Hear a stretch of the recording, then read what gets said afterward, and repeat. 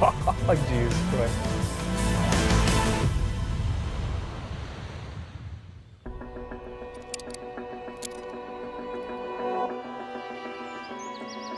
Our ancestors, they came with the horses. To get to Riga, it took 100 kilometers, it took 2 days, and that means that you cannot go faster. And that's important thing. So you need to stop, to socialize, and then to go to the next place. So you cannot drive, like just put the fuel and drive some 800 kilometers because you need to do it. It's unhuman.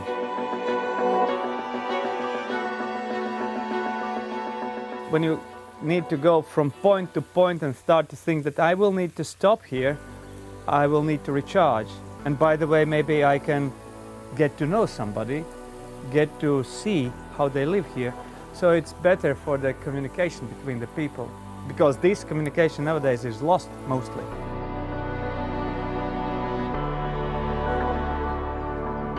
Go to collect some mushrooms.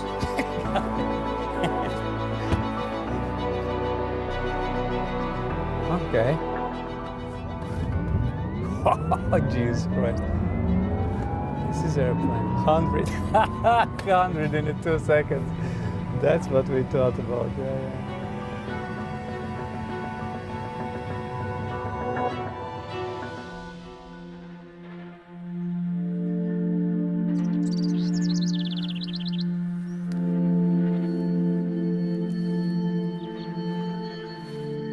Go to the forest and collect something, it opens so many doors in our brain.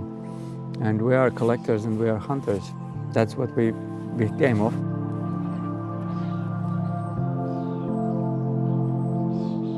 This is a World Cup in mushroom picking. Very beautiful.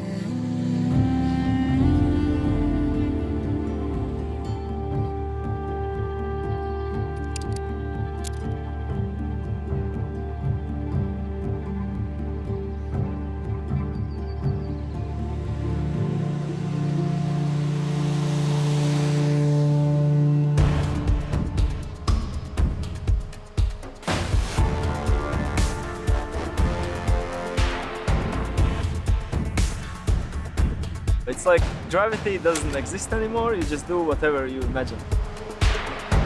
Just go and feel the wind and throw your body around, like, yeah. Once you get the feeling of it, how the wind works and how it affects your body, you can just use it unlimited. We had a couple movies. The first one, which was a couple years ago, was with Tom Cruise, Mission Impossible. Tom was actually doubling Hollywood stars.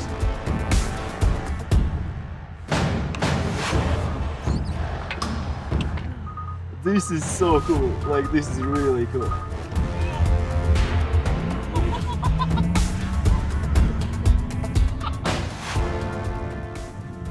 Like the brakes is so enjoyable, really. Like I could only like drive like this to Riga, like, you know, just accelerating and braking. What I enjoy is that we don't have lots of people in our country. A lot of trails and I would say a lot of places that are untouched. Yeah, like people haven't ruined it.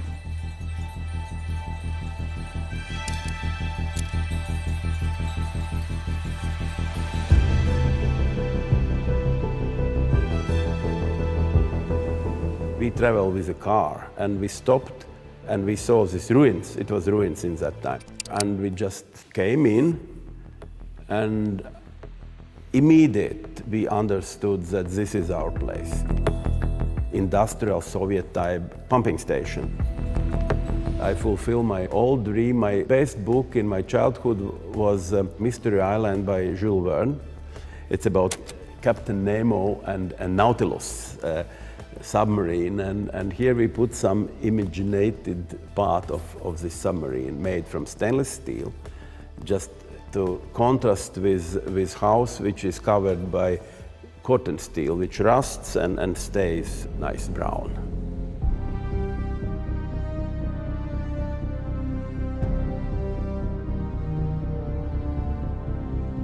Loft living, it is the way of the way of living. And nowadays people, really creative people, try to live in these unusual conditions. To live here, that is outstanding. It's not traditional. Traditional houses are at the waterfront, and you have these small windows and you go over the dunes to the sea, but here, sea is here.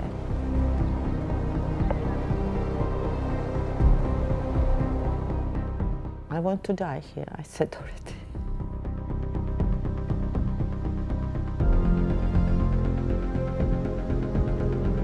This dramatic change is what happened in Latvia, in former Soviet Union, of course made my life very, very interesting.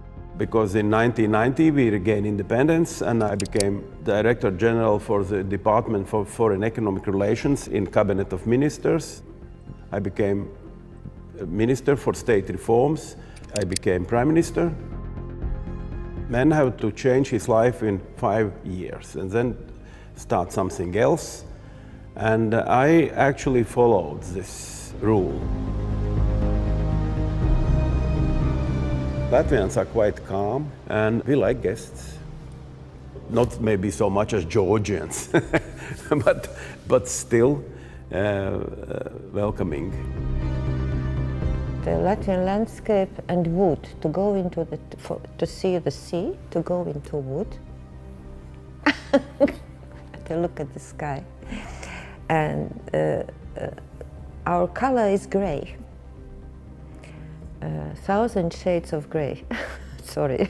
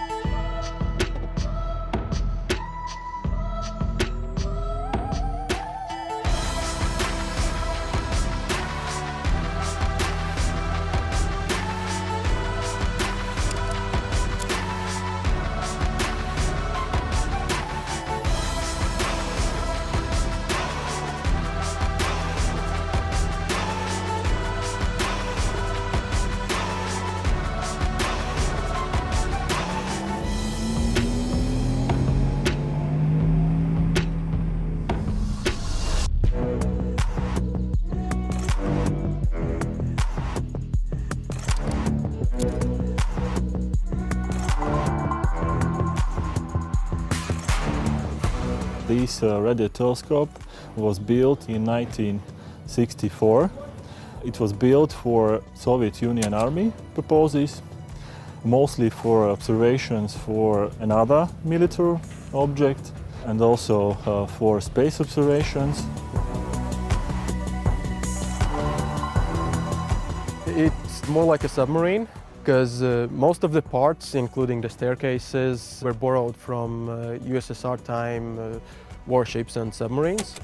For example, the system which gets this telescope moving is actually a gun turret from a ship with a cannon. Instead of a cannon, we mount up an antenna and we have a radio telescope.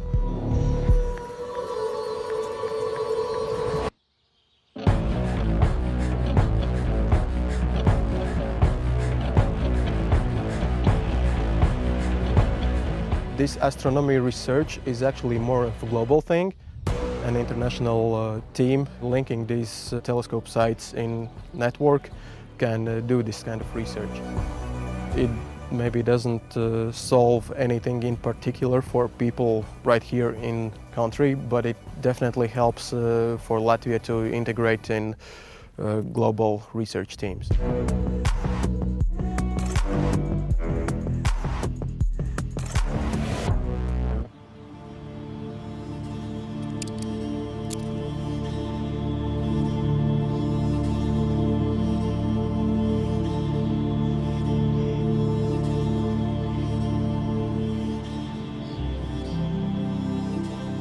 This place might be a sort of a goal to prove that this is a great place and people should come, enjoy everything. I mean, maybe us, maybe the country, maybe the local area. It's a great place. This place was in some ways built on a goodwill. You can come here and you can drink a tea, honey and bread in winter.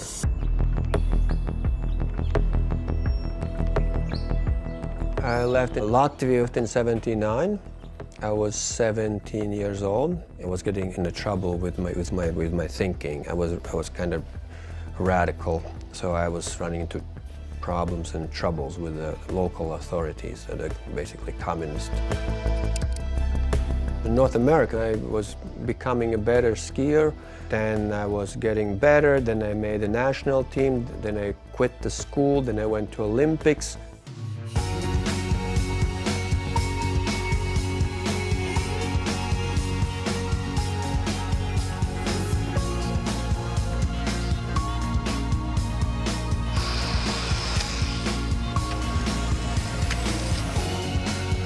Came from Latvia about 10 years ago. What was it like getting out of that country? Freedom. He showed up at a race and we're like, who is this crazy Latvian? He was one of the young ones coming up that we older ones had to watch because he was doing really well. I was starting to feel really strange and I passed out in the street. And then it turned out that my Olympics were over. We have our own flag now.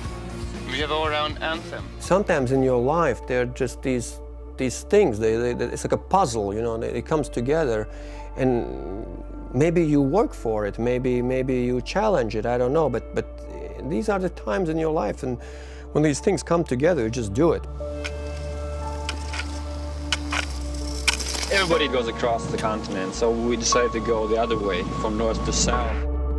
You see the country and you meet people, you meet rednecks, you meet cowboys on the way, all kinds of people. I'm very proud of my country, of course. I do not agree with a lot of things, and I just explained why. I think we could be smarter. Latvians were hard-working people. Some damage was done by Soviet Union, and now the modern times, that also. Take me to the next level. Wow. Hey, it's clean. I'm not used to sitting in the clean cars.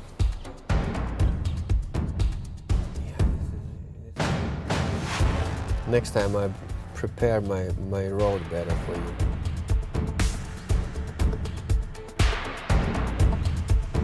You ready? Yeah. Holy shit. Yeah, this is fast. It's unbelievable.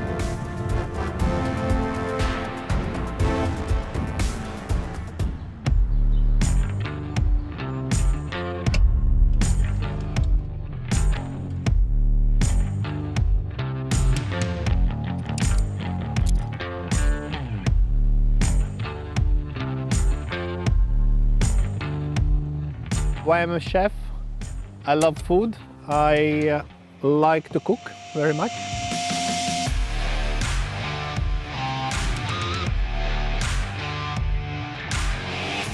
My first profession was conductor of choir, choir dirigent, and but I couldn't finish the school. I was kicked out because I was a bit punk.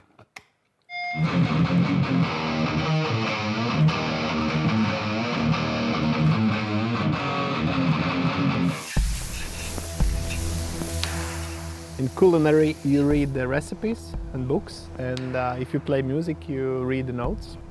And then after you read all the books and all notes, and you can play your own music, or you can cook your own dishes. The Latvian food, if we talk about Latvian food, well, there is some interesting combinations. How we like to eat cucumber, fresh cucumber with honey. I'm not sure that anywhere else people are eating fresh cucumber with honey, but we do.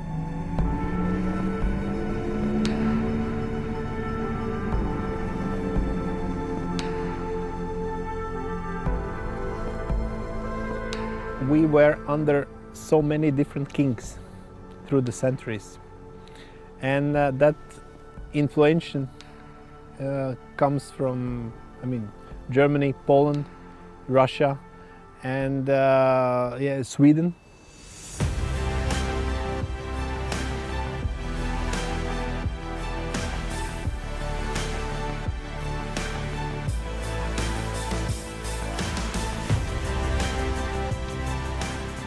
This is still a land of big opportunity.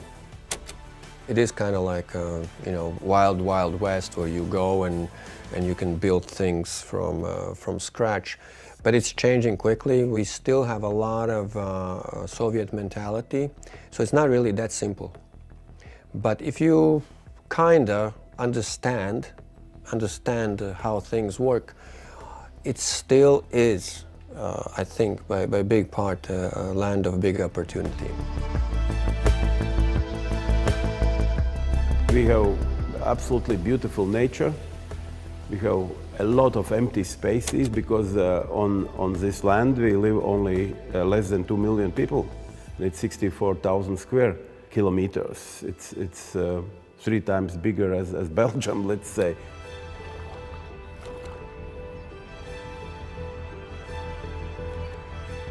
The nature is like absorber of all our instabilization, all the stresses, everything. You just go to the forest and calm down. And once you enter the nature, you just go out back in another shape, renewed.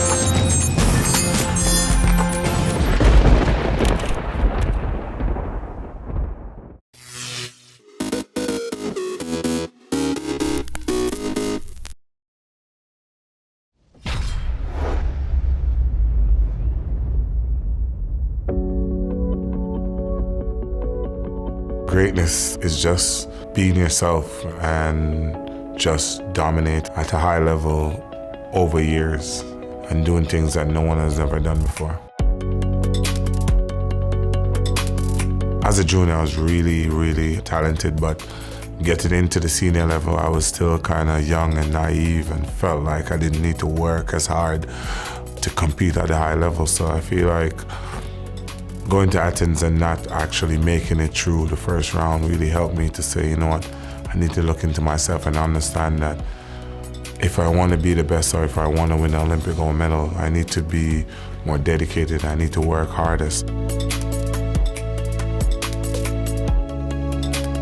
Justin Gatlin played a very important role in keeping me motivated because he kept me on my toes, he kept me working hard, he kept me knowing that every season he's going to be there. If I want to be the best, I have to be ready and be prepared to beat him. So for me, the rivalries were strong, and for me, Tyson and Justin and Asaf and Blake, they really pushed me throughout my career to stay on top of my game at all times, to be the best me. When I lost at the trials, it was tough for me at the time because I felt like I was in properly good shape. So it's something that it kind of hurt a little bit because I thought I was ready. And so after the trials, it was like, all right, it's just about work. And so it was consistently working 4 times a day for the next 5 weeks leading up to the championships. And so for me, it was a lot of intense work because Blake kind of opened my eyes and I knew he was ready and he was fit and he was running at a high level.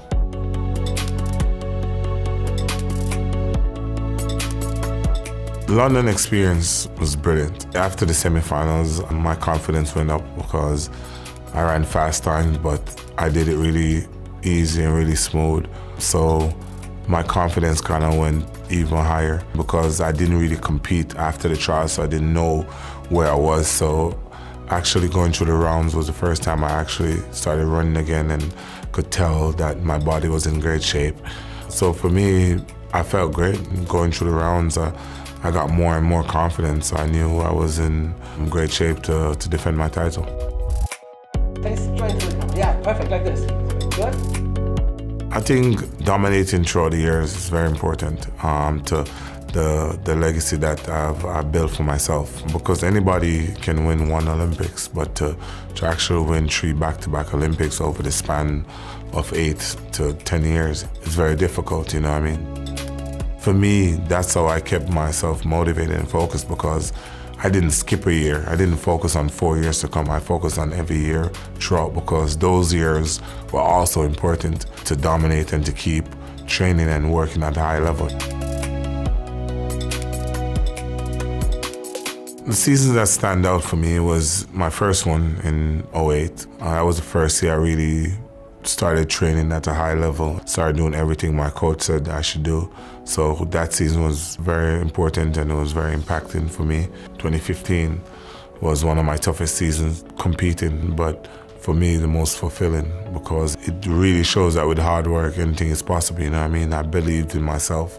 I came out on the day and I just executed, you know what I mean? I believed that I could do it and I got it done.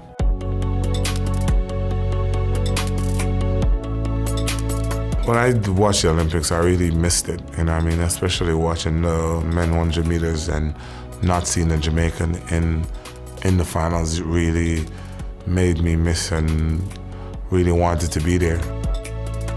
For me, the girls really did extremely well for Jamaica. They really showed up. Again, Carson, as you said, for me, really showed up and blew my mind. You know what I mean? Running 45 seconds over hurdles is no easy feat. And also Alex Felix, she actually got a medal after going through all with having a kid and everything and going through what she did to really show up at the Olympics and really just get on the podium is a massive feat. If I had to relive a moment, it would be 2011. I think for me, that's the only blunder in my career throughout after I started in 2008. So for me, I would definitely want to redo on that one.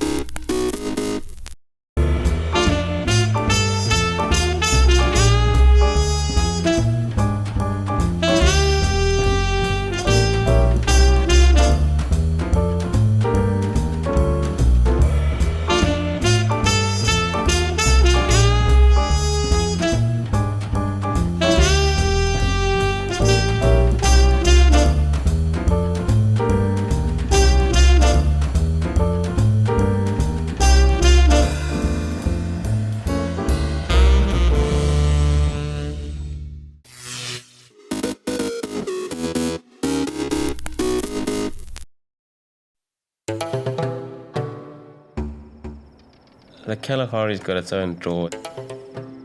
It's vast and it's forever.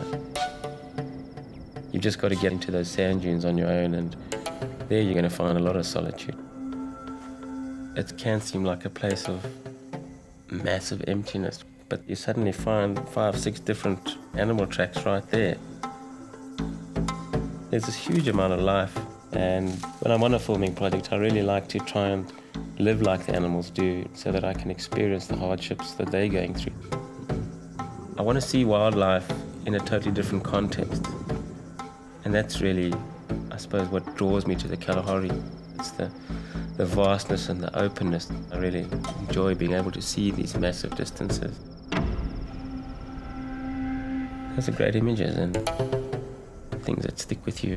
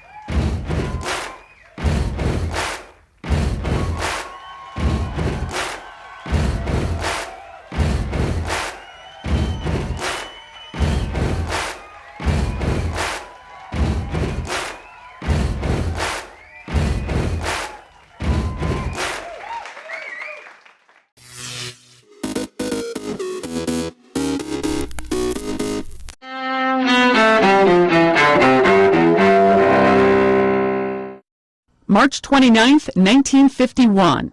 In New York, Julius and Ethel Rosenberg are convicted of conspiracy to commit espionage for passing nuclear secrets to the Soviet Union. They die in the electric chair 2 years later, the first American civilians to be executed for espionage. 1971. Army Lieutenant William Calley Jr. is convicted of murdering Vietnamese civilians in the My Lai massacre during the Vietnam War. Correspondent Morgan Beatty. The charges, at least 22 unarmed and unresisting South Vietnamese men, women, and children were slain at My Lai in 1968. Calley ends up serving 3.5 years under house arrest at his quarters at Fort Benning, Georgia. 1973. The last U.S. combat troops leave South Vietnam, ending America's direct military role in the Vietnam War. 2 years later, South Vietnam, including its capital, Saigon, falls to North Vietnamese forces. And 2005. If it doesn't fit, you must acquit. Attorney Johnny Cochran dies in Los Angeles at age 67. Cochran was best known for his successful and controversial defense of O.J. Simpson during his murder trial. Today in history, March 29th. Sandy Kozel, The Associated Press.